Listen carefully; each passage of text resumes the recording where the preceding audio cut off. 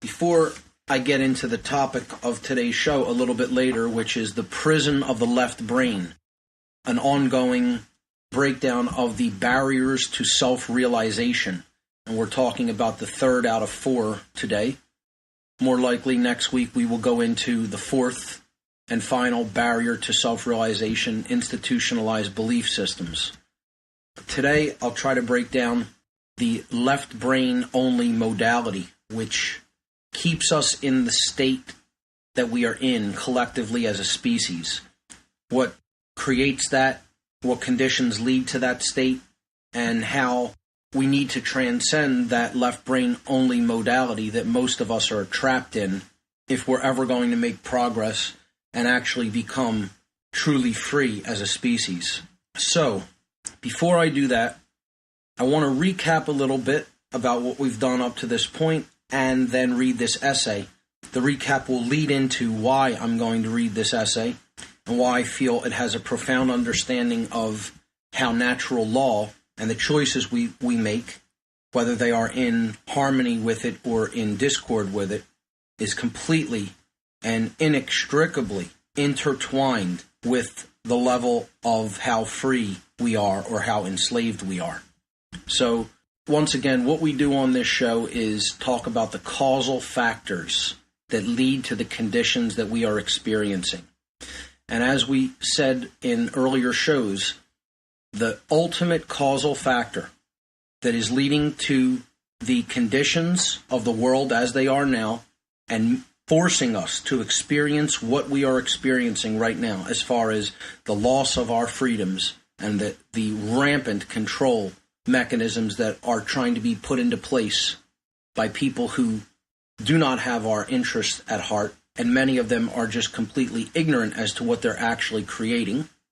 The bottom line causal factor is humanity's basic inability to tell truth from falsehood. We talked about the ideology of solipsism, which I called the biggest lie. The refusal to accept that there is such a thing as objective truth. The ideology of solipsism claims that there is no such thing as truth, that perception is reality. And this is the biggest lie, and this is ultimately how we are fooled and why we suffer.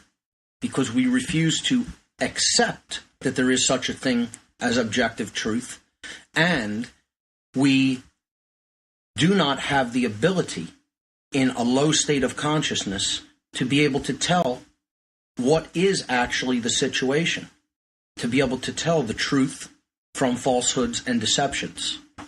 And that is ultimately the bottom line reason, the bottom line causal factor of what is actually occurring. It's what's driving what we are experiencing. If we come into harmony with truth, we will not suffer to the extent that we come into harmony with it. If we go out of harmony with truth and just believe in fantasy and illusion and buy untrue ideas and then live that way, to the extent that we do that is the extent that we will suffer. It's as simple as that. So in relation to this, we realize we have to take a look at what human consciousness is, what comprises it. And we saw that there are three basic aspects, or a threefold nature to human consciousness, namely our thoughts, our emotions, and our actions.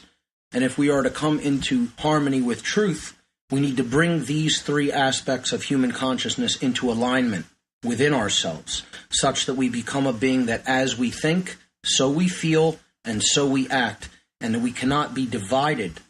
We cannot be made to take action that is not in keeping with how we think and feel. This is called non-duality, unity consciousness, or what I referred to as dominion or sovereignty, owning the self, self-governance, self-control.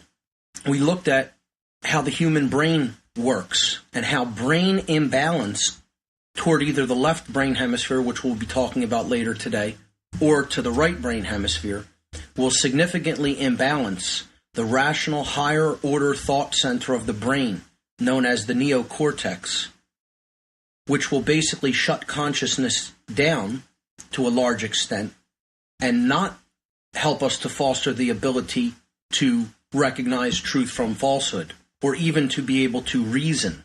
The brain, when it is imbalanced toward either the left or right hemisphere, essentially stops functioning properly, and the neocortex stops behaving as the executive command center of the human brain. Therefore, we don't have access to higher level thought functions, and we certainly don't have access to the ability to be able to tell what is actually taking place both within us and around us, not accurately. So, in keeping with that, we started discussing the basic elementary forces that are at work in our lives that shape our reality through our choices. And those were love and fear. We talked about how these essences are seeming polarities, but they're really not opposites as we think of opposites, because one is real and one is illusion. And love, the real one, is really the only one that there is, but fear is simply could be described as the absence of the true essence that is really there. So it can be present or absent to an extent, but really there's only one thing. Another example I gave to illustrate that is like hot and cold. There's really only heat energy and degrees thereof. Whether it is, if it is present, if heat energy is present, we say that something is hot. If it is absent, we say that it is cold. Wet and dry, there is only moisture or its absence. Light and dark, there is only light or its absence. So these are seeming polarities. So we discussed polarity and how this is like an illusion. There really is only one thing or its absence. Love and fear, we discussed how these basic polar forces work to create our reality, whether we choose the true essence, which is truth, which is love, or whether we choose the illusion, which is fear.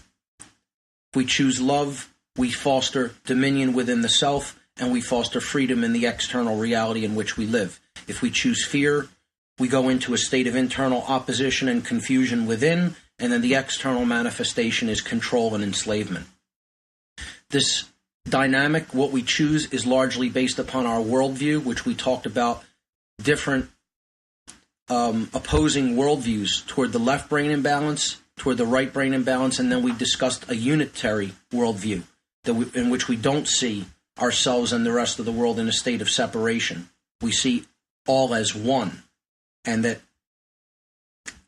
everything that we are basically doing anything we are putting out into the universe, we are also experiencing. We are not separate from that. So, as one suffers, all suffer.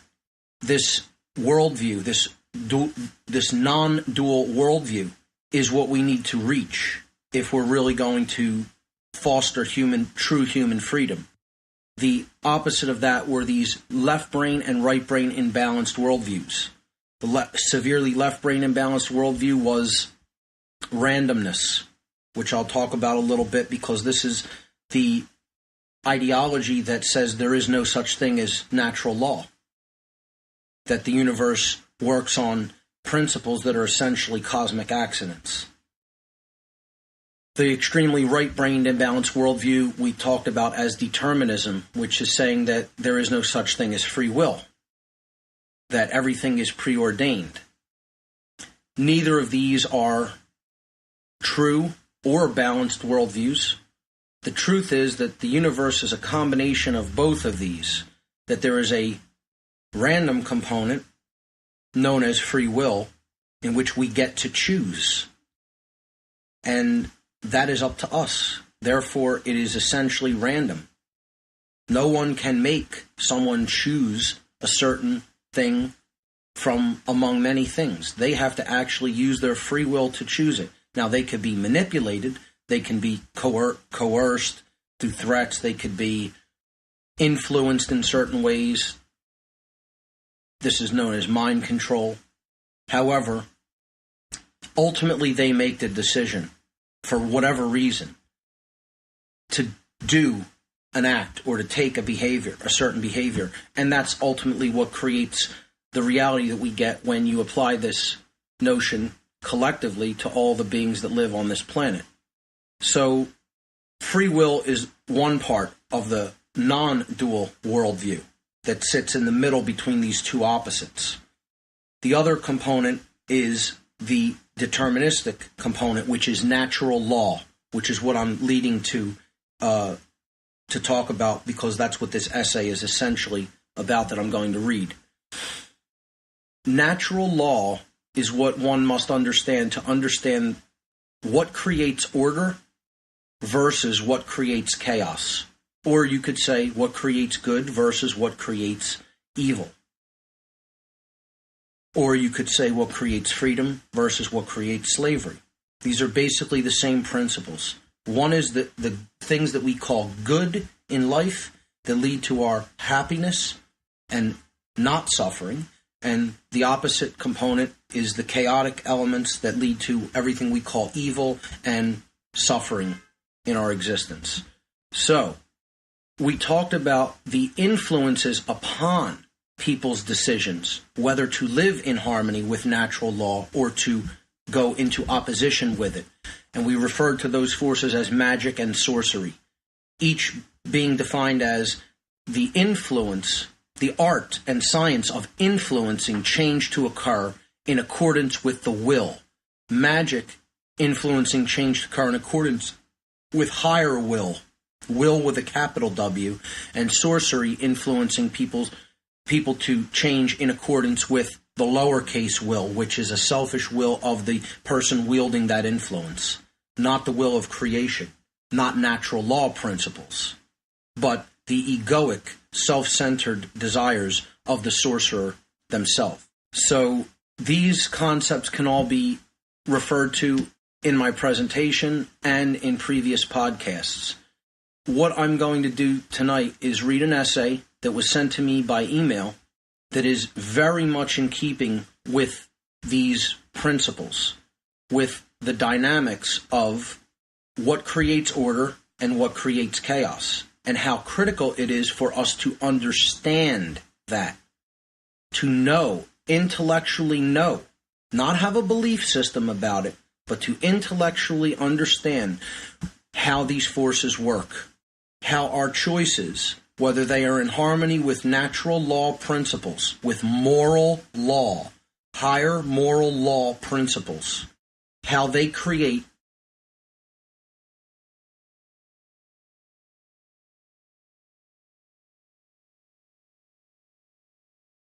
the reality that we must experience as a result of those choices. And until we understand that, no progress is going to be made. We're going to be wandering blind, completely blind, in a desert of useless ideologies that really cannot do us any true good.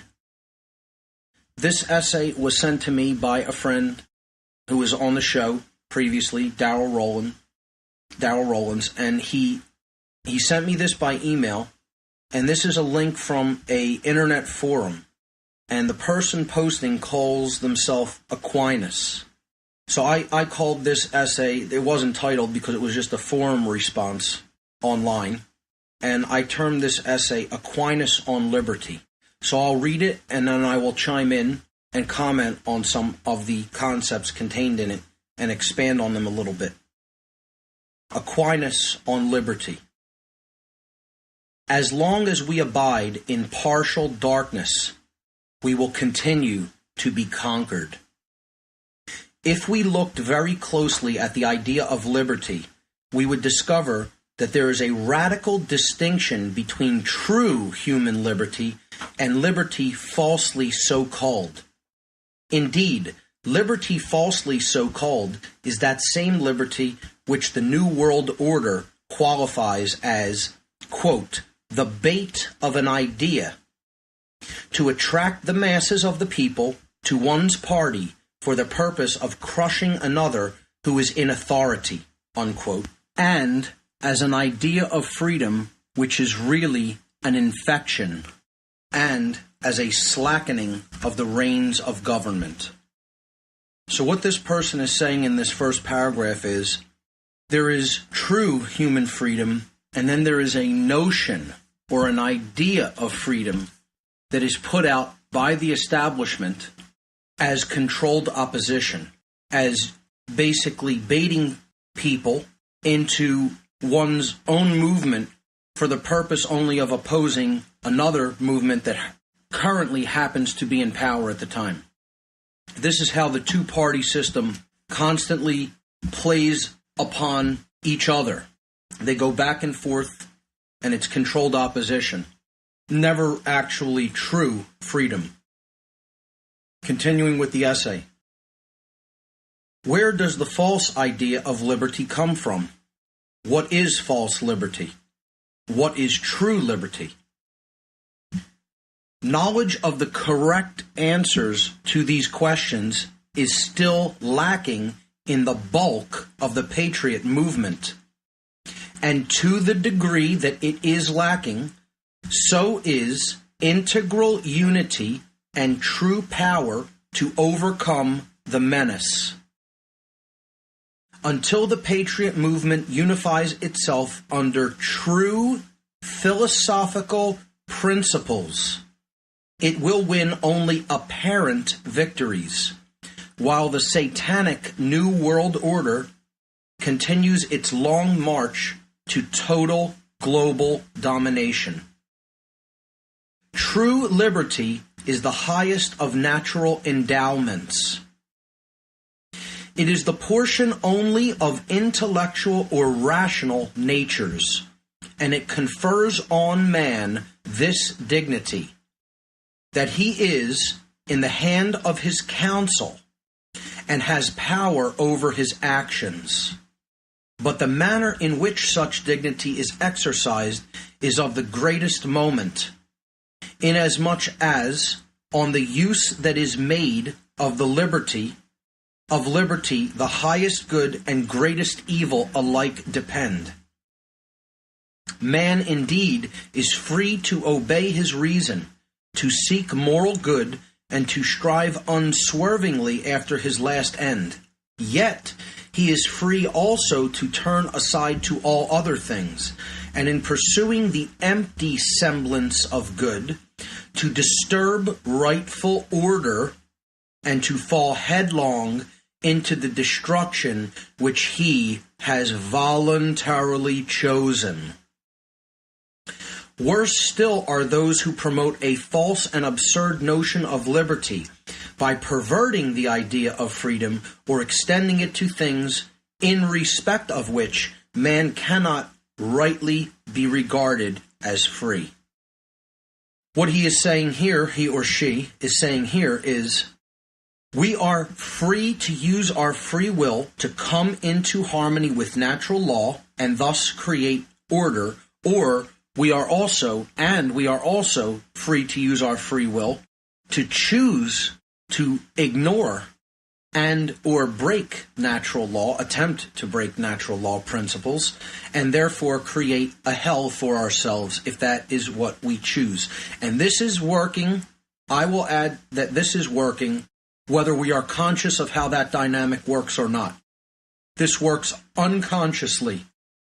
The goal is to understand how these principles work so that we can consciously come into harmony with them and therefore become conscious co-creators of our reality that we experience.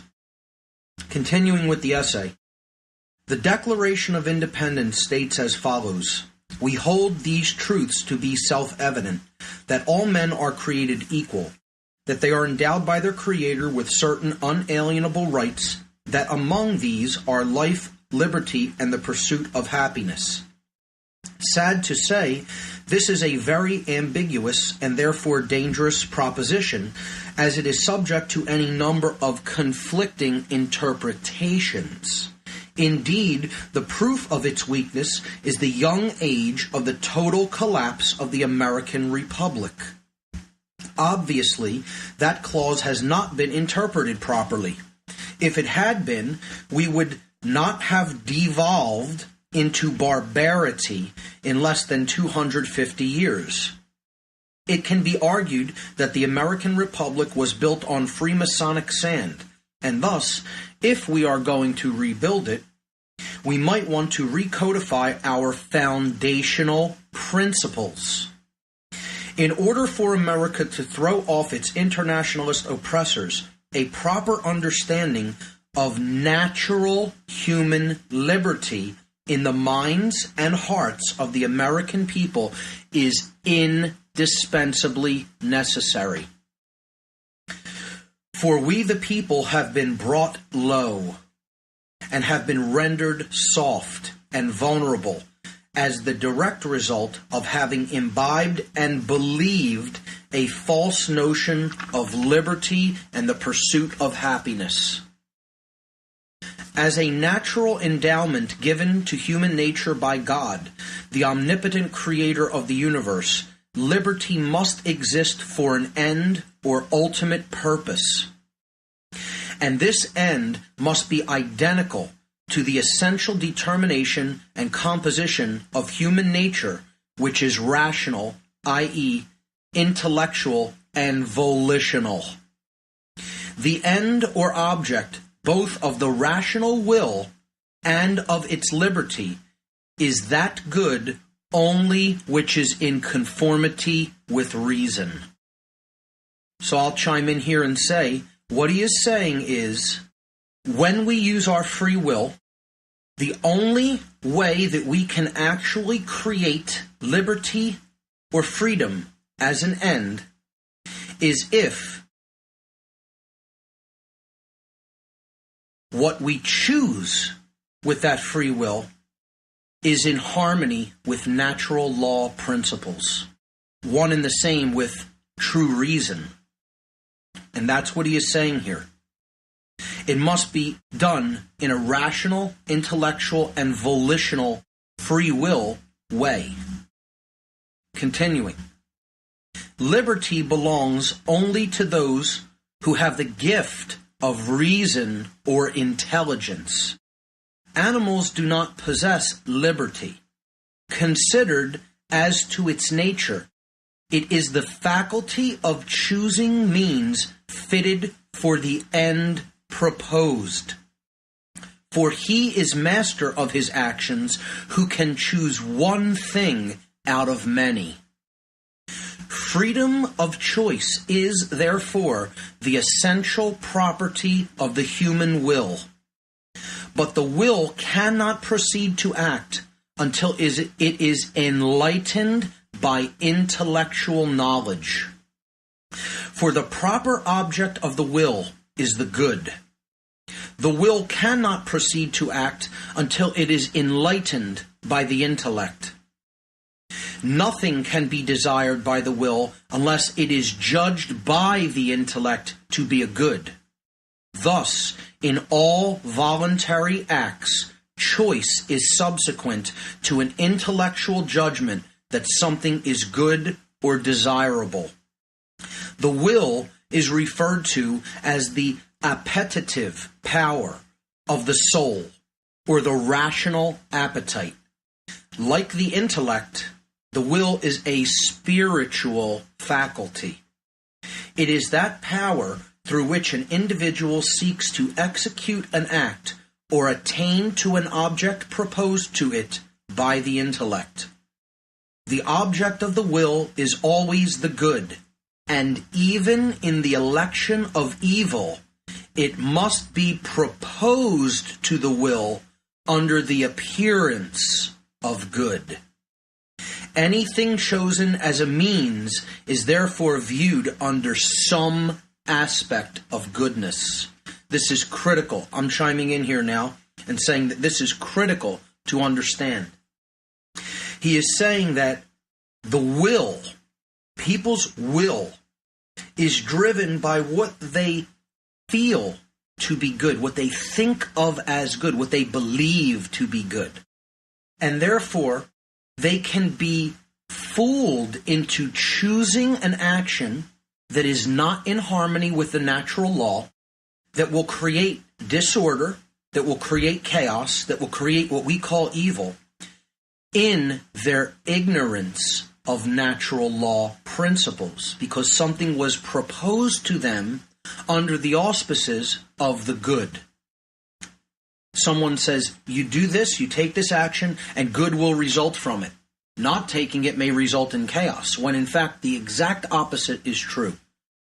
That in most cases, taking actions that are not in harmony with natural law, that are based in control and based in fear and based in illusory power, will create nothing but chaos and disorder in the world. And until people understand, the ignorant people who are being fooled into doing these actions by someone telling them that if they don't take such actions, that chaos will result, they are actually doing the work of evil unknowingly, not consciously, but unconsciously, because they are not conscious.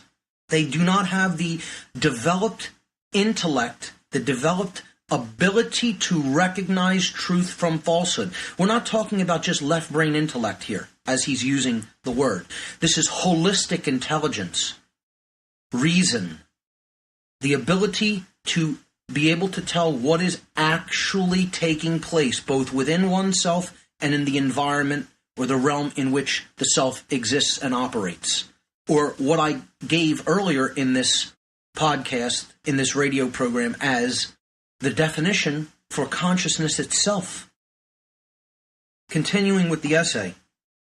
Therefore, because in all voluntary acts, choice is subsequent to a judgment upon the truth of the good presented, declaring to which good preference should be given, it is an immutably true principle that human liberty depends entirely on intellectual judgments that conform to reason and the natural law. If a judgment which does not conform to the natural law or to reason, and which is, therefore, objectively false and immoral, is acted upon by the will, then it is a source of grave disorder in society. Exponentially multiply the number of individual immoral acts, and you have a republic that collapses from moral decay in a short period of time. Absolutely amazing. This is one of the most profound understandings of how natural law works that I've ever read anywhere. And that's saying something, because I've read voraciously since I was very young. And this person has a profound understanding of how natural law works in the world. I'm going to read that paragraph again and analyze it a bit at a time.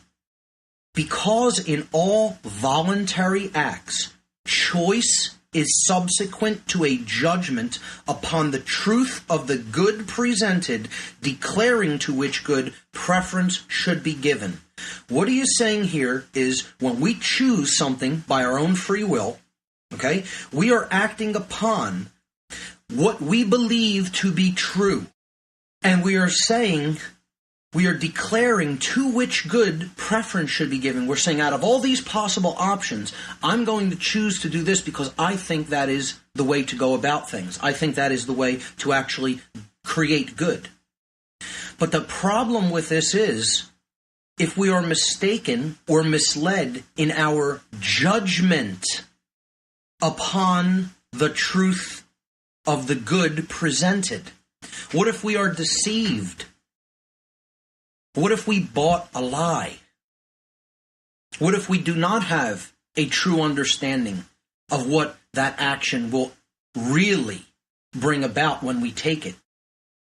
I would suggest to the listening audience that this is where most of humanity is at in consciousness. We do not understand the repercussions, the true repercussions in natural law of our behaviors. And that's why we are continuing to get results in the world that we do not wish to experience. In the next part of that sentence, he says, it is an immutably true principle. So immutably means unchanging. It always works this way. Immutable comes from the Latin verb muteo mutere, which means to change. Immutable means cannot be changed, impossible to change. It always works a certain way. That's how natural law works. An immutably true principle. Principle means first things. You know when we say first things first? But we're referring to principles, that which we should put first and act in accord with first. True principles. It is an immutably true principle that human liberty depends entirely, not in part, entirely, 100% on intellectual judgments, and he means holistic intellectual judgments, not just left brain logical thought. Logic and analytical and linear thinking combined with intuitive and nurturing and nonlinear thinking. Care, true care, wisdom. Okay, in occult traditions, this is talked about, this difference between pure intellect and wisdom is talked about in Kabbalistic teachings. The tree of life in Kabbalah, which we'll be talking a lot more about occult traditions in coming weeks. But the tree of life is made from these spheres or emanations known as sephirot. There are 10 of them on the tree of life. And the top one is unity, pure unity consciousness that even transcends thought. It is pure being, pure unity consciousness. This is known as Keter in Kabbalah. But below that, there are 2 spheres, Chokmah and Binah, wisdom and understanding. Chokmah is true wisdom. Binah is intellectual understanding, knowledge. But then Chokmah is wisdom. It is what you do with what you know through holistic intelligence, through having developed true higher order reason faculties, by having a balanced brain. And that is the sphere that is closest to the highest point on the tree of life, known as Keter. We need to develop true wisdom, true higher level intellect, holistic intelligence, in other words. That is what lets us understand which judgments we will make that will conform with the natural law. So once again, that sentence is critical. It is an immutably true principle that human liberty depends entirely on intellectual judgments that conform to reason and the natural law. If a judgment which does not conform to the natural law or reason, and which is therefore objectively false and immoral, think about that, what he's saying there. When our judgment does not conform to natural law, by definition, it is objectively false and it is also immoral. That's absolutely true, and that is absolute profound understanding of how natural law functions and how free will functions within the boundaries of natural law to create our reality. A brilliant, brilliant assessment in language of how this dynamic works. I totally commend this person for having written this with such clarity. If judgment which does not conform to the natural law and which is therefore objectively false and immoral is acted upon by the will, then it becomes a source of grave disorder in society. And that's just what we've been saying here on this program. When we are not in harmony with natural law principles, we create chaos. And if we don't know how they work, not believe, understand, and really know how they work, our actions cannot come into alignment with true wisdom, and therefore create order. They can only create chaos. When you exponentially multiply the number of individual moral acts, you have a republic that collapses from moral decay in a short period of time. And that's where we're at, folks. That's where we're at. What led to people losing their freedom is the moral decay in America. Call it as self-righteous as you want. Say that I'm generalizing as much as you want. That is true. That is what is actually creating it. I am simply stating how a law functions. That's it. It is no more egoic or self-righteous than stating how the law of gravity functions. It's how it is. It is simply the case. Period. The end. Sorry if you don't like it stated that way, but I don't sugarcoat things here on this program or in life in general. So going back to the essay, I'll wrap up the last paragraph. Hedonism, i.e. the tyranny of the passions, has no place in the well-ordered man or in the well-ordered civilization. Unfortunately, our elitist overlords have long been at dumbing us down to the level of beasts that cannot employ their natural rational endowments, but only their carnal lusts. We allowed this to happen to us because we mistakenly believed that the lie they told us, namely that true liberty is the right to do whatever we want, whenever we want, as long as it is not illegal or discoverable. True liberty is an essential property of objective truth and morality. Therefore, there can be no true liberty in a civilization that enshrines moral relativity. And that's the end of the essay. And I'd like to go back over that paragraph because of how profound it is as well. Hedonism, the tyranny of the passions, meaning the pleasure principle, living life purely for pleasure of oneself, one's own carnal pleasures, never taking an interest in wider global affairs, in whether human beings are living in harmony with natural law, are living in moral ways with each other. Just saying, as long as I'm comfortable and as long as I have the things that make me comfortable and happy, I don't care about what happens to anyone else. That's the ideology, the way of being in the world called hedonism. The tyranny of the passions, this person refers to it as. They say it has no place in the well-ordered man or in the well-ordered civilization. Here's the concept of order again. What creates order? I'm not saying there's nothing wrong with that there's something wrong with enjoying life. I'm not saying you can never have any fun. Don't get it twisted and say that's what I'm saying, because those words never came out of my mouth. What this person is saying and what I'm agreeing with is that hedonism, this is the pleasure principle gone awry to an extreme. In a world where immense suffering is taking place all around us, all we really care about is whether we're comfortable and happy in our own little pocket of the world. That has no place in the well-ordered being or the well-ordered society. He says, unfortunately, our elitist overlords have long been at dumbing us down to the level of beasts that cannot even employ their rational endowments, but only their carnal lusts.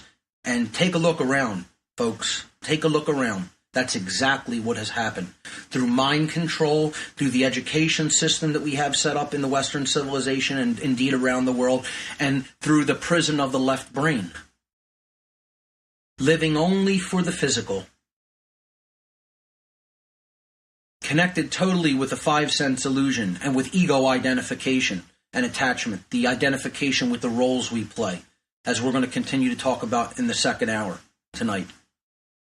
All connected with barriers to self-realization, the actualization and realization of who we really are. Continuing to break down this last paragraph, we allowed this to happen to us because we mistakenly believed the lie, the big lie, that true liberty is the right to do whatever we want, whenever we want, as long as it is not, quote, illegal. Not in accordance with natural law, but in accordance, or not in accordance with the law of man. We could do whatever we want. That's not what the true will means, capital W. It does not mean do whatever you want. When the occultist Aleister Crowley wrote the words, "Do what thou wilt shall be the whole of the law," will and law means capital W will, and law means capital L law. To do the true will, one must be in harmony with higher level law, moral law, natural law. People never quote the second part of that phrase, which is love is the law. The force of love, the expansive force of consciousness, is the law, the higher law, capital L, the law of creation, natural law.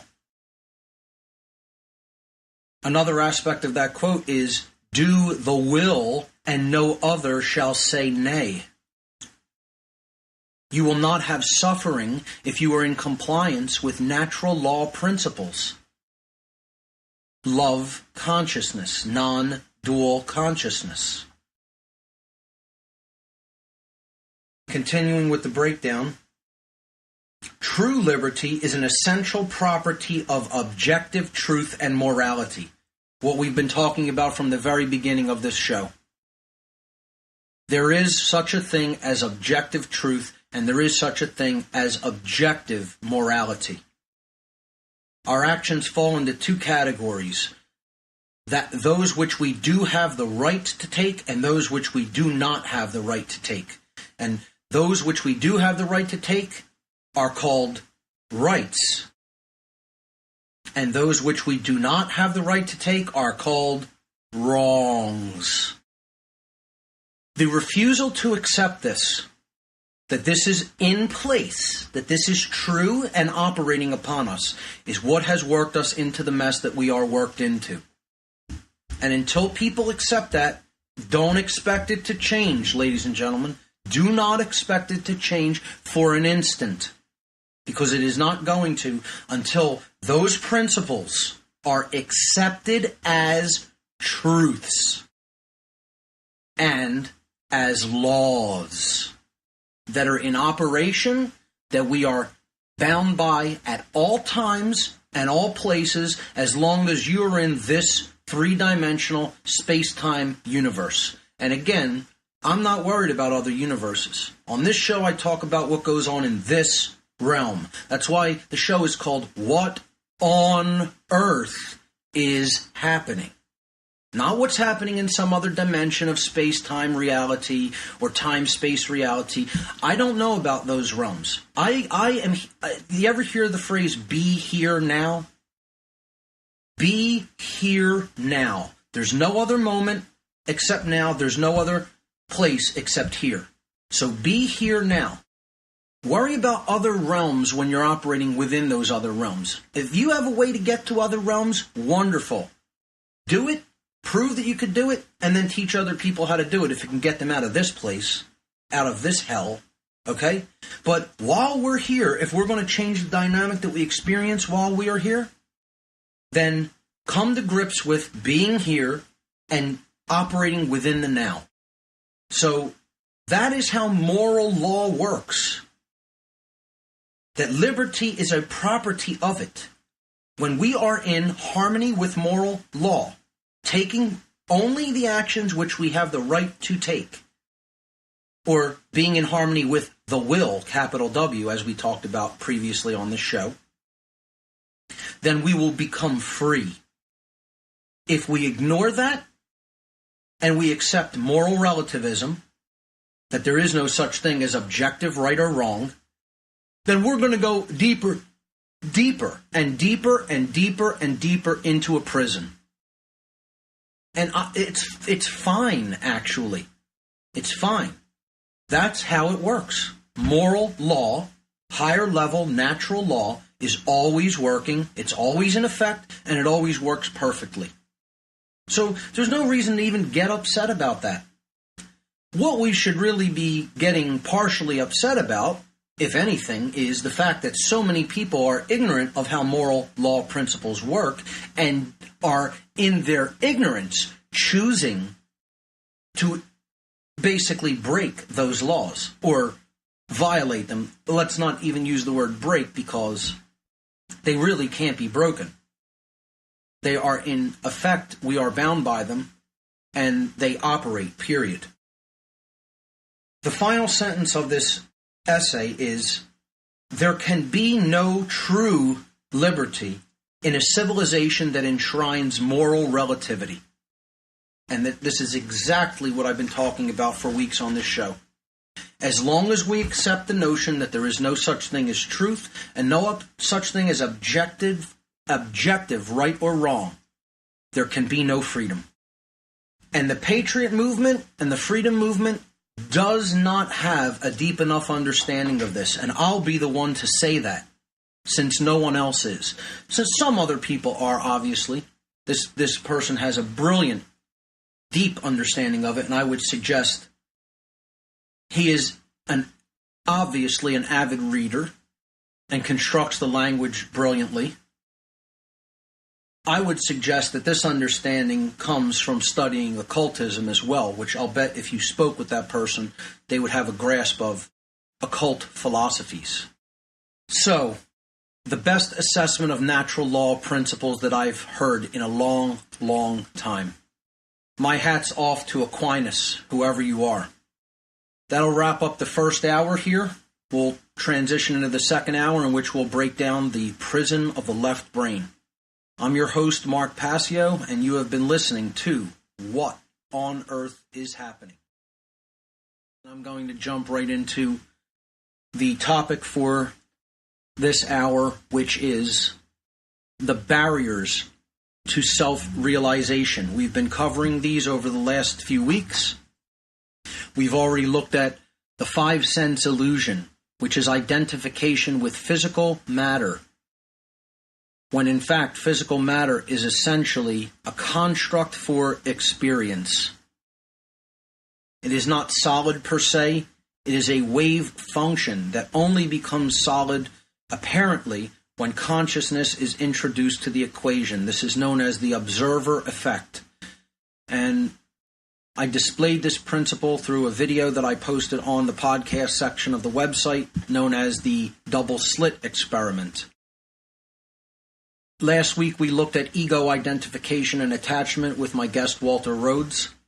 We talked about how people identify with the roles that they play in life, that they believe they are the role that they play, as opposed to understanding the true nature of self, which is consciousness itself.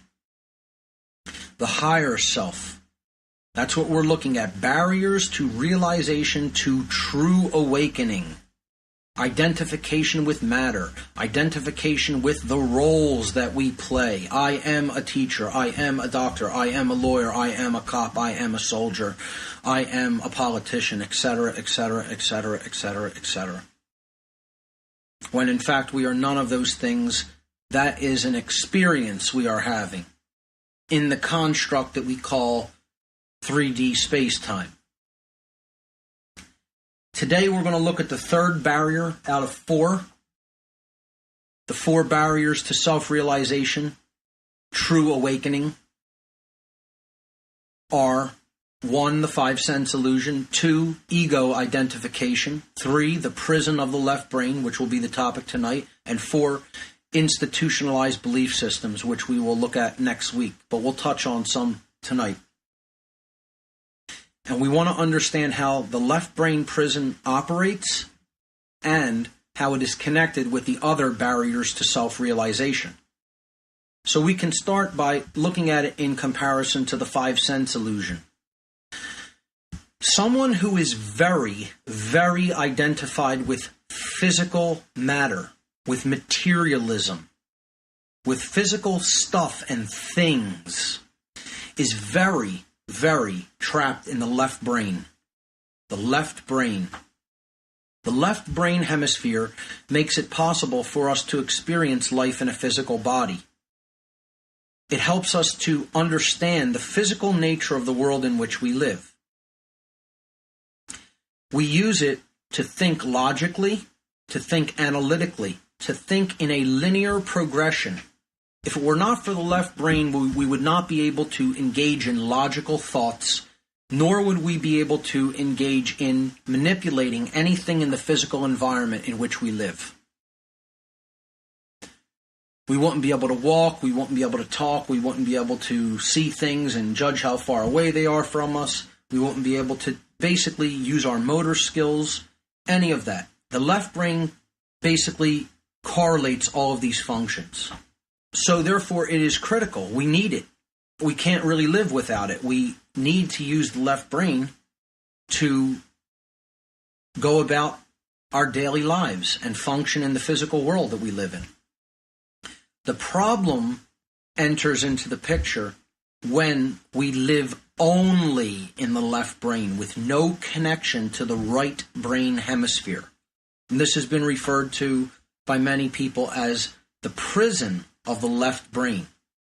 Engaging only the left brain modality of consciousness and ignoring or leaving out or not experiencing the right brain modality of consciousness. When this happens, several things take place.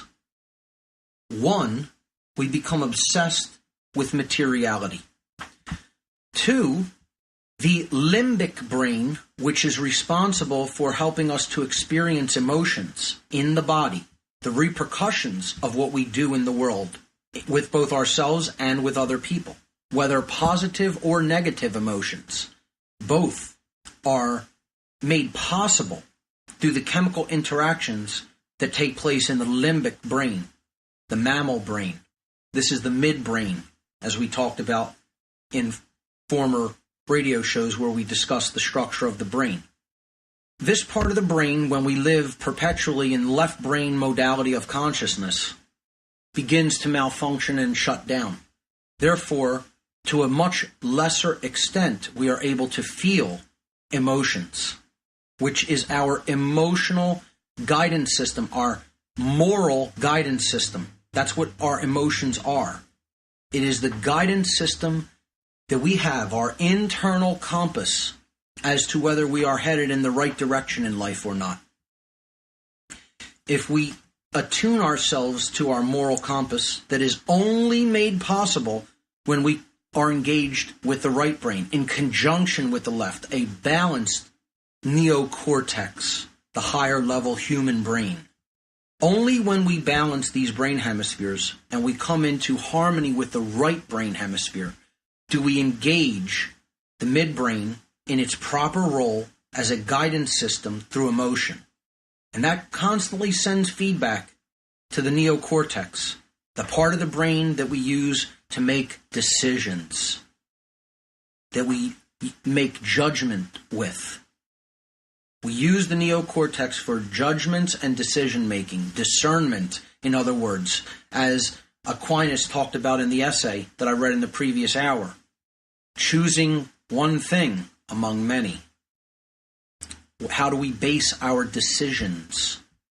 Well, we do that by the interactions that are going on between the limbic brain and the neocortex.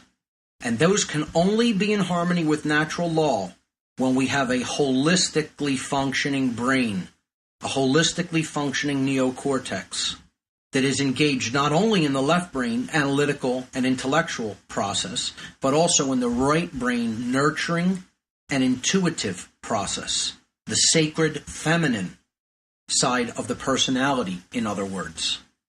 Many of us become trapped in the left brain modality through several things. But largely, they can be summed up in one specific way. We become trapped in the left brain through what we take into ourselves. That's the easiest way to put it. We take in to ourselves physical matter that we refer to as food, that provides the nutrients that our material body, the body computer, needs to function. The brain and body need nutrients to function in the physical reality we live in. So we take in nutrients to fuel that system. But we also take in information through our education, what we are taught when we are young, and ongoingly what we are taught as we grow older. and through the media that we take in, the multi-forms of media, whether it be hearing other people speak, whether it be watching television, watching a movie, reading a newspaper, reading books, general conversations even that we have with other people that shape our views and opinions and beliefs and contribute to what we know and understand. So, what shapes the brain? The brain is like a sponge. It's like an empty hard drive. When we are young, the first approximately 6 years, all we're doing is downloading data to the drive. And this shapes the personality from a very young age. It's difficult once that download stops. It's difficult to rewrite the software. We have to use will to get into that source code and change it. And we didn't write it. It was written by all of the opinions, beliefs that shaped it while we were still in formative developmental years. So it's a big task to change through an act of will. It's possible. There are many people who are living proof that that is quite possible, who have undergone a radical, transformative journey in their lives from a person that was a half of a being trapped in the left brain, some perhaps in the right brain, to becoming whole again and having a holistic, properly functioning brain in which both the left and right brain functions in harmony and in non-duality, non-conflict. The prison of the left brain is created by this download of information, and most people stay in that modality throughout their lives. Most do. Largely, this happens through the educational system. The educational system stresses and emphasizes the first barrier to self-realization, 5 sense illusion. You hear about reading, writing, and arithmetic in schools, but do you ever hear about, are there any classes on morality in schools? Oh no, there would be an uproar about that. You can't teach children right from wrong. Do you ever hear any classes about how to live in social harmony, true social harmony, how to respect the rights of others, how to deeply understand what your rights are as a sovereign being and respect the sovereign rights of other people? No, because you couldn't breed a controller class like that. You couldn't breed people that are trapped in the left brain and think that they have a right to step on other people's sovereign rights as sovereign beings if you didn't put them into a left brain modality of consciousness in which they identify with the 5 sense world and in which they identify with the ego or the role that they are to play. You want to get people not understanding the true nature of self, but identifying with the lowercase as self. Identifying with the role as opposed to understanding it as an experience. So the 5 sense illusion plays a major role in this process. You have to teach people that the goal of life is survival and materialism, to acquire things, to constantly live in fear mode of lack, of not having enough, never understanding that we are one, we're not separate from each other, never understanding that there is enough, that there need be no lack. This earth provides in abundance more than we could ever really need or use if we were to use it, what is provided wisely, in wisdom, and in stewardship, not believing that we have the right to exploit and take as much as we want whenever we want.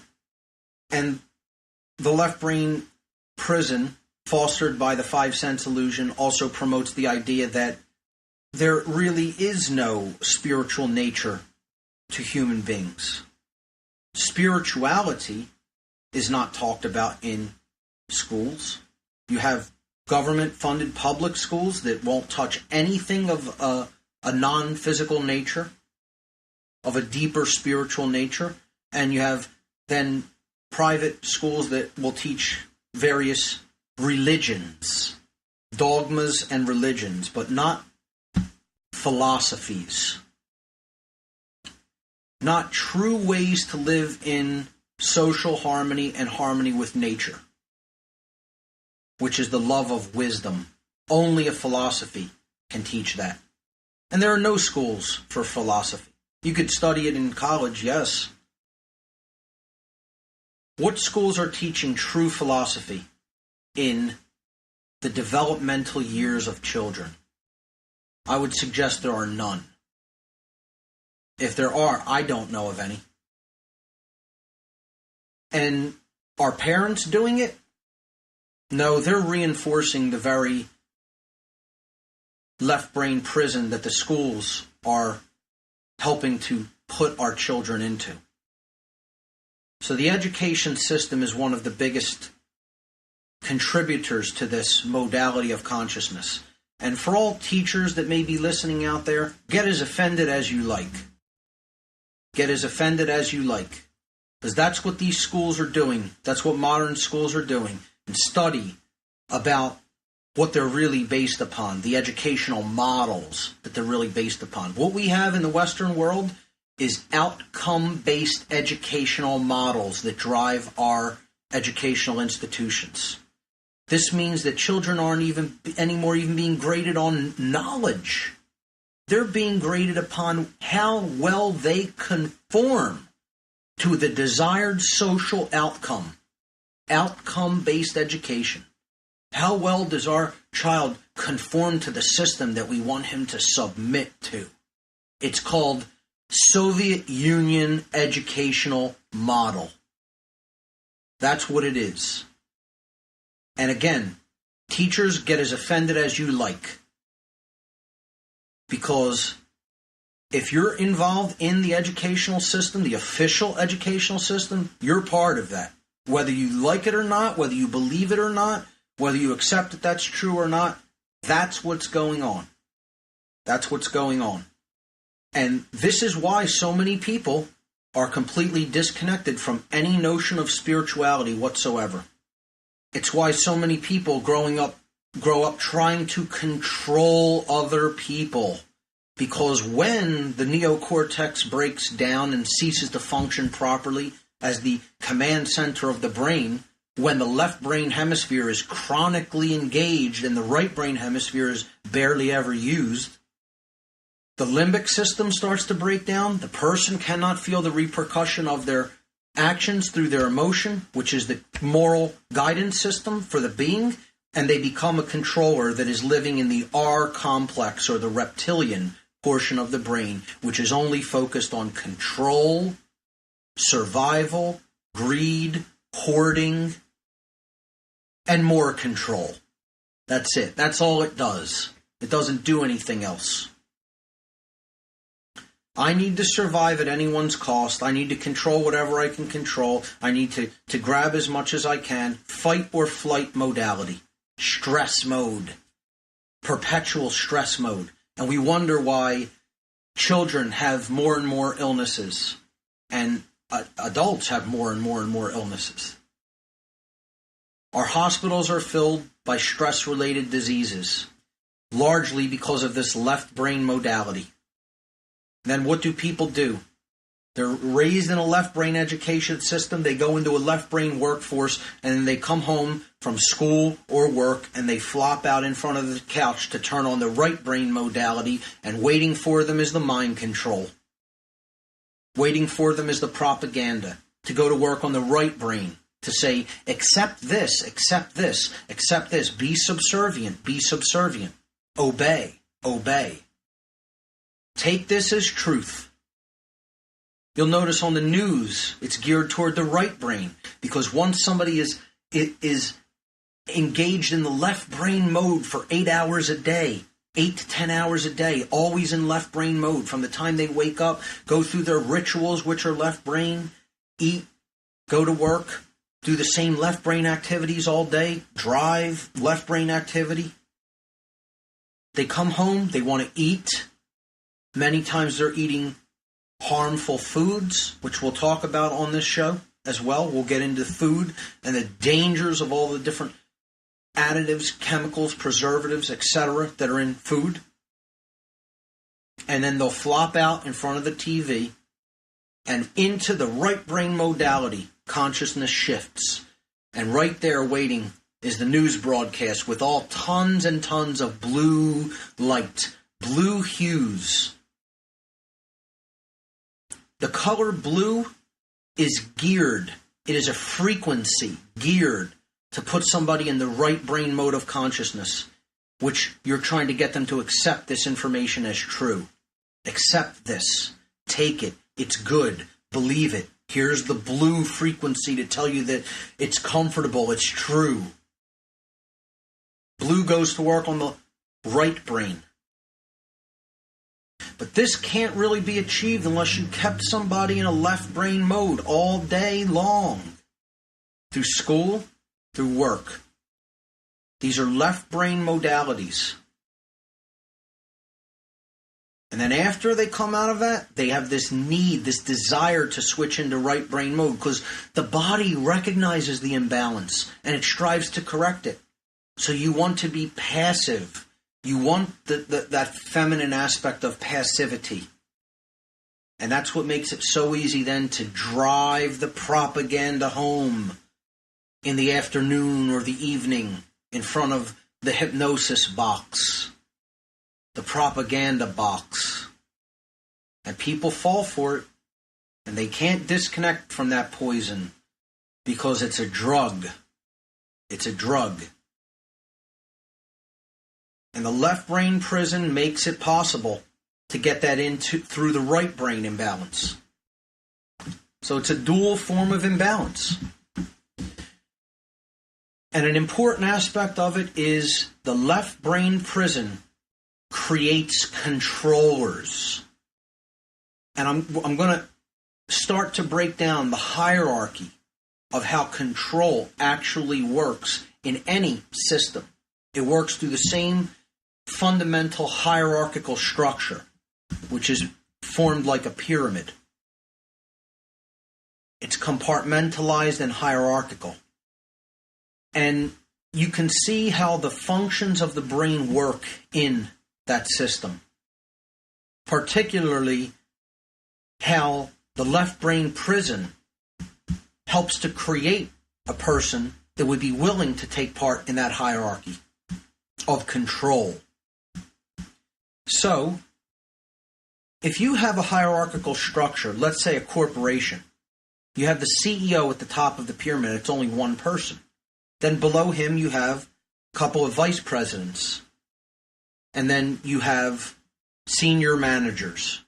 So as you're going lower in the hierarchy, you have more people. And they have less command decisions about what will be done. But think about it. The person at the top is all ultimately making the highest level decisions and can't be overruled. So that person is in left brain modality dictating to those below him. The people below him, let's take vice presidents, for example, that then give orders to senior managers. They're both in left brain modality imbalance and right brain modality imbalance because they are completely subservient to the top level CEO. So they're in right brain modality when it comes to accepting his orders, and then they go and shift into left brain control modality for those below them. This is how the hierarchy of the chain of command in the armed forces works, in any military institution. This is how it works in any school. This is how it works in any bank. This is how it works in any hospital. This is how it works in any pharmaceutical company. This is how it works with the police. A great example of this dichotomy between left and right brain modalities and how it functions through a hierarchy of control is the allegory that's given in the movie Star Wars.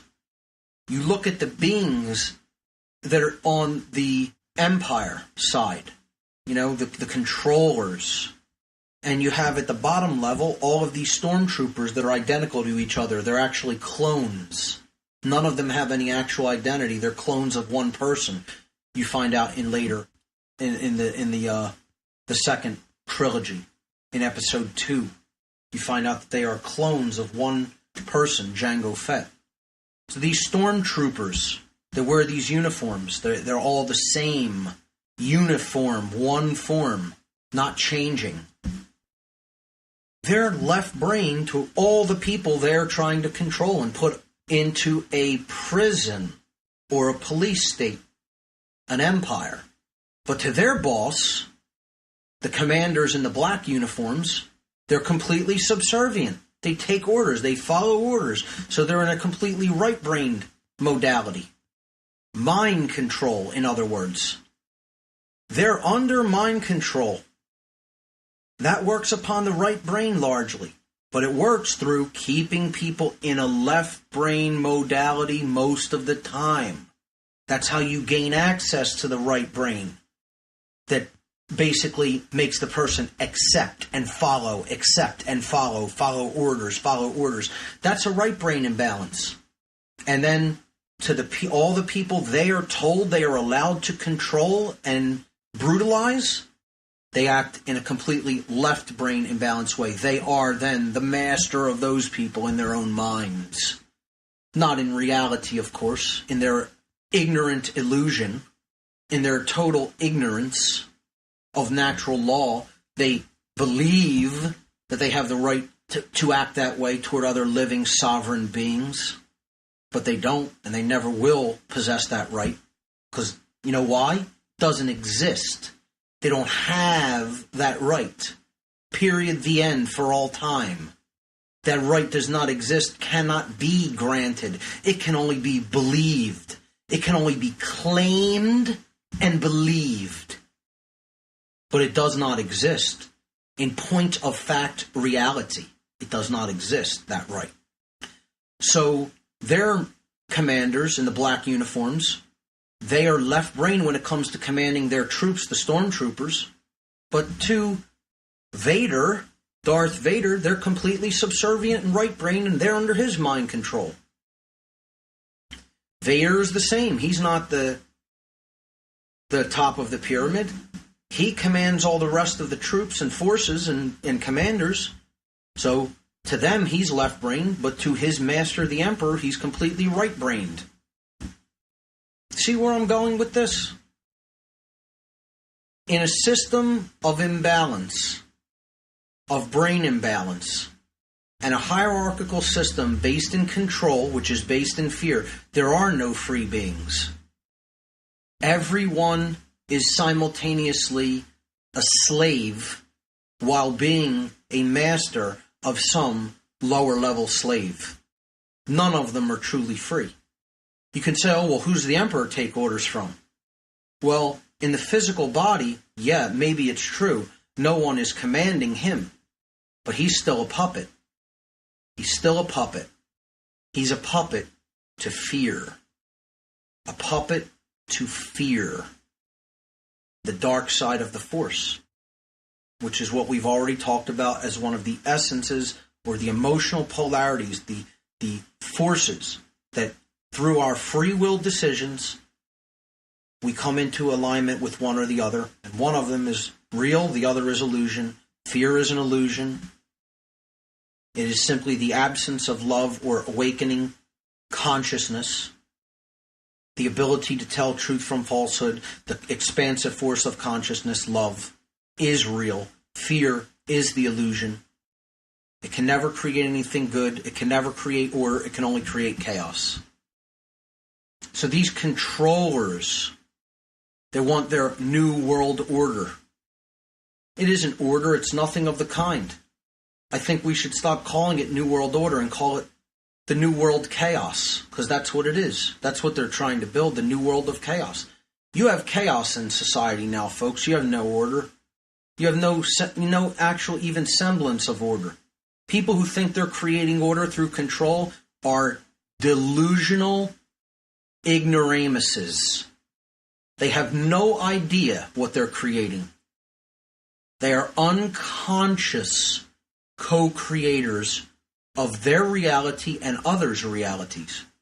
Others' reality. We have a shared reality that is created by the coming together of all the free will decisions that we collectively make through our understanding or through our ignorance of natural law principles. What we do have the right, the actions we do have the right to take, and the actions we do not have the right to take.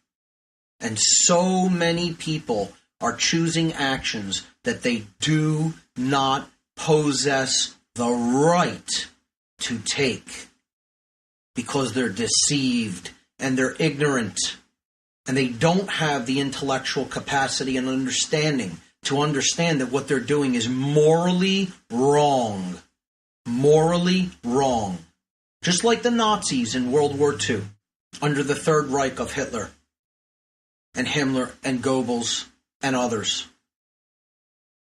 Being told they had the right to do this, and they believed it, wholeheartedly, thought they were doing the right thing. Still, many of them interviewed today have no remorse whatsoever. None.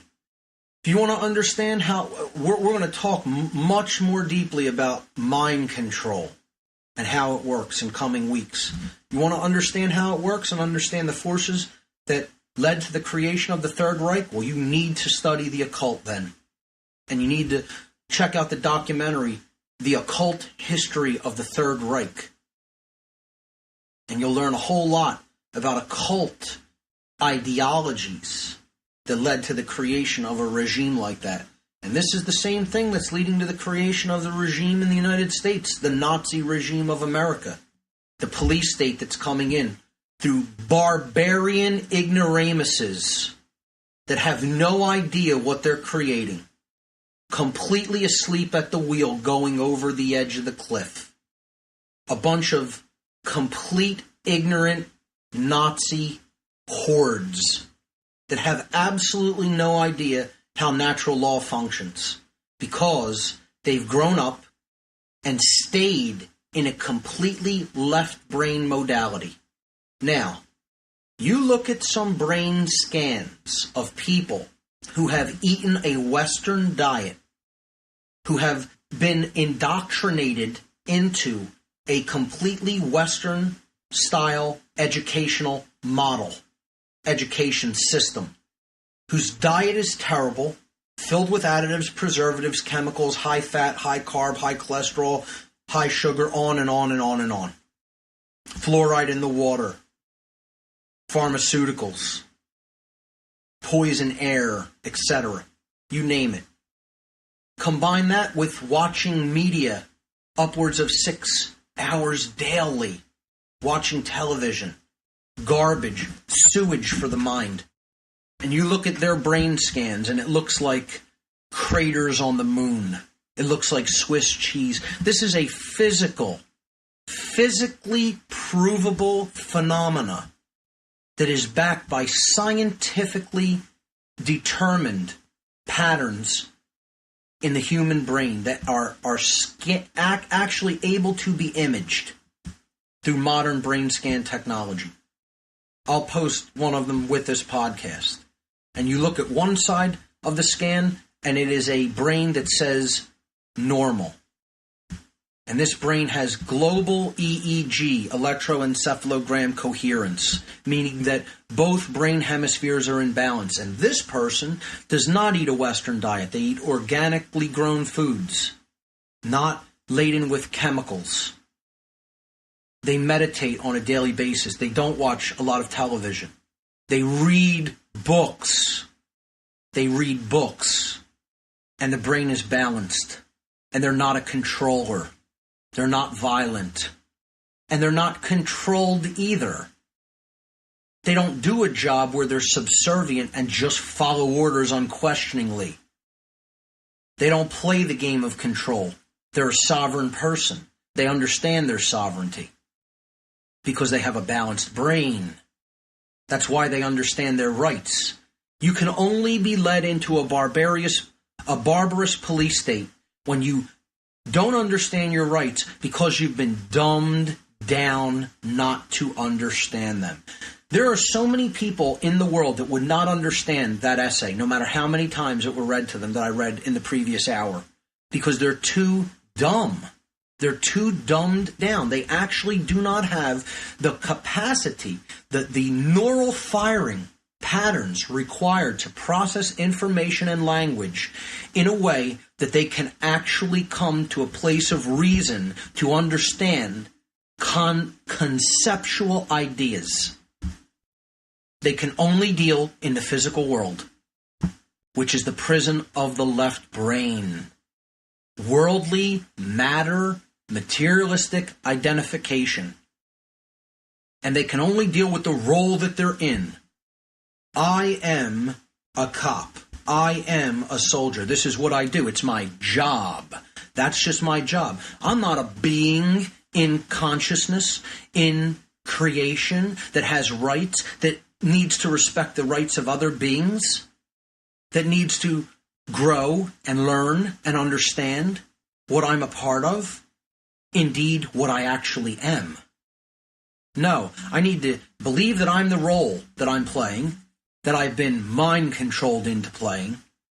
Let's call it what it really is. And I'm just going to follow orders. The Nuremberg defense. Other people were telling me that I was allowed to do that. Yeah, you could tell anybody they're allowed to do anything. You can write down that they're allowed to do it. All the things Hitler enacted was written down in law. You know, he passed a law for all of it. Does that mean that they had the right to do any of those things? No. Because law of man and natural moral law are two completely non-connected things, and one has nothing to do with the other. Man's law is illusion. It is oppositional by nature. There is no authority, true authority, that creates it. It is only a claim of authority and those who recognize the claim. While natural law is not an illusion. It is, in fact, in point of reality, existing and operating, whether we are aware of it or not, whether we understand it or not, whether we agree with it or not. And it cannot be broken. And man's law may sometimes fall into harmony with natural law. More oftentimes it is completely out of harmony with natural law. And some would suggest it is almost always out of harmony with it because voluntary cooperation with it isn't suggested. It is force. It is saying you must do this or you must not do this. And anytime you're introducing force, that is based in fear consciousness. You're instigating force. You're saying, I'm claiming the authority to be able to force you to do that. Now, responding to force with the necessary force required to put down an undue act of violence, which is the initiation of force, is within people's rights. So something like self-defense or preserving your right through taking a forceful action that will put down the act of an aggressor against a right is allowed within natural law. And this is something many people don't understand as well. And something many people continue to argue against, particularly in the New Age movement, because they are deceived. They think there is never, ever a time for the proper use of force. And of course there is. Otherwise you wouldn't have the capacity to take that action in free will. But the initiation of force is not within natural law boundaries. Not within natural law right. That is initiating something you do not have the right to do. Coercion. And if you look at what law of man and government in general is, it's coercion. There's nothing voluntary about it. It's a group of people saying, we are claiming the authority to be able to make you do this or make you not do that. Because we are stating that this is in compliance with our law, or not in compliance with our law. Not the law of nature, but the law of man. And you see, this is what it all comes down to, folks. Man wants to be God. That's what we're really up against here. Man has worked himself into a position where he actually believes that he can be God here. The hubris is unfathomable. And only people who are completely trapped and wrapped up in the left brain modality of consciousness could ever even begin to think that way. Because to think that way, you have to be in total oppositional consciousness with the self, and you have to be in total duality consciousness with everything around you, all other beings around you. And that is where politicians, lawmakers, high-level religionists, high-level media people, high-level bankers, high-level financiers, high-level corporate interests, high-level politicians of all kinds, military of all kinds, police of all kinds. They do not understand natural law principles. And even if some of them may understand it at very, very high levels, they are choosing by an act of their own free will to violate those principles. And because they want to insulate themselves from the repercussions of that law, they get other people, put them under mind control by making them believe that they have the moral authority to do such things, and protect them, insulate them, provide a level of insulation from them with any of the people who would stop them from actually doing the things that they do not have a right to do. And until there are enough people who actually step up and stop them, and this could be done totally peacefully, by refusing to help them in their agenda, by refusing to go along with and take orders from them, because they are not within their natural rights. This is what the original spirit of this nation was supposed to be about, respecting sovereignty under natural law principles. That we were sovereign beings, meaning self-rulers. That's what sovereignty means. The ruler of the kingdom of self, the only thing you're allowed to control. You have control over your own thoughts, your own emotions, and your own actions, and nothing else. And the principles enshrined in the documents of this, the founding documents of this country, were supposed to respect the natural law rights of sovereign beings and ensure that they were not violated by other people or groups of people. Hence, a republic. A group of people that would constitute these principles. Meaning, a republic means of the people. Re is of and public, people. But we have so fallen from that philosophical idea. Now, I would argue that they went wrong in even constituting a government. It should have been stopped at the Declaration of Independence, saying, we are sovereign beings, period, the end, and then take responsibility for that sovereignty and protecting it. That's what I think needs to happen. Once you give away any part of that responsibility to representatives that represent your interests and who you are, you've abdicated responsibility. That's what you've done. And I don't care how well-intentioned those people are. Representative government, indeed government of any kind, is based on control and it is based in fear. And therefore it always will devolve into the barbarity that we see, the police state measures that we see around us, to a point where people are actually these people, for a paycheck, are actually taking orders to stop other people from exercising the right to free speech.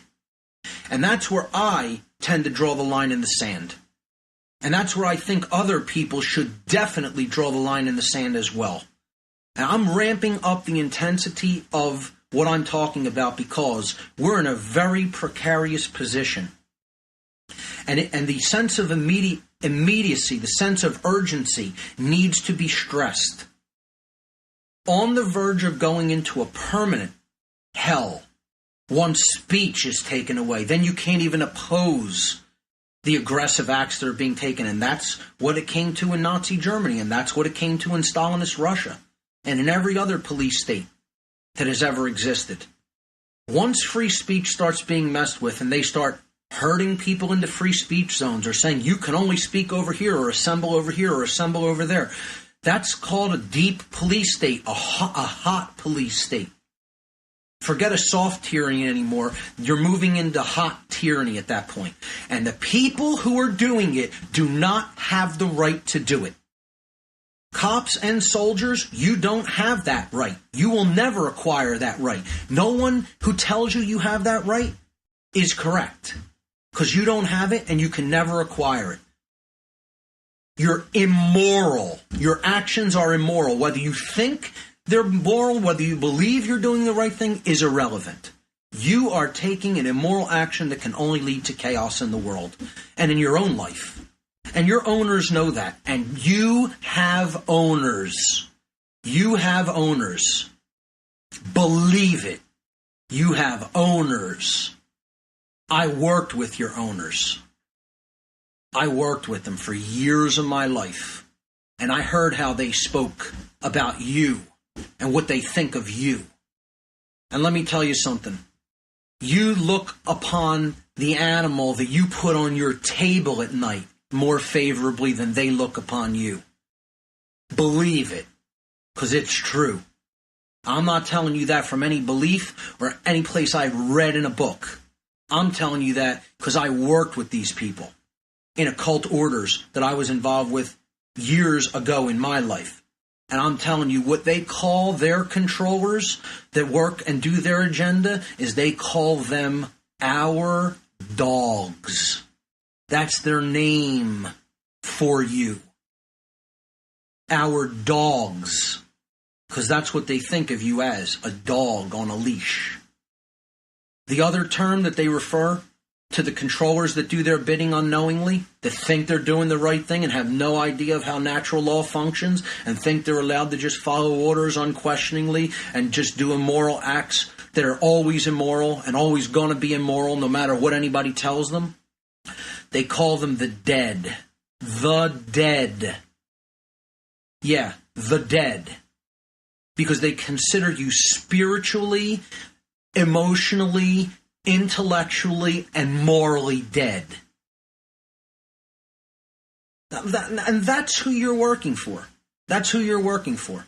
The people you protect, you go over and you shut down other sovereign people's free speech rights and hoard them over into a little area, someplace on the other side of a city when the G20 comes or when the World Trade Organization comes to a town. These are the very people calling you the dead. And they're right. They're not wrong. They're not wrong. When I first heard a person in an occult order refer to people like that, I got so enraged that they would have the nerve to refer to other living people as dead and as dogs that I totally, I was disgusted to the core of my being. As much as even in a left brain modality as I was, I recognized the inherent wrongness in that. And you know what they told me? When I said, I may try to even expose that. Oh, you're going to go and wake the dead. You're going to go and explain to people who can't think, who won't think, what's really going on? Good luck. No concern whatsoever. No concern at all. Because they know how much under mind control they have people like that. Because they know how deep in the left brain prison they got you. And that's how that works. The left brain prison, and then shunt them over into the right brain to program them. And that's what they are. They're wind-up toy soldiers to be used, abused, and thrown away when the agenda is done for your role in it. And that's why they call you our dogs. Not my words. Not my words, folks. Their words. Their words. The financial elite's words. The occult elite's words. Not mine. But again, one of the most powerful phrases that can ever leave a human being's mouth. When I said, no, it would be a simple matter of just telling them what they're doing and how they're being used, and they'll listen and they'll do the right thing. I actually believe that in my naivete. That the mind control they were under wasn't as strong as I had originally thought. And I was wrong. And I'll say it a billion more times probably before I go. That's the prison of the left brain. That's how it works. Next week we'll be covering institutionalized belief systems. I'm Mark Passio, and this has been What on Earth is Happening. See you here live next Tuesday night.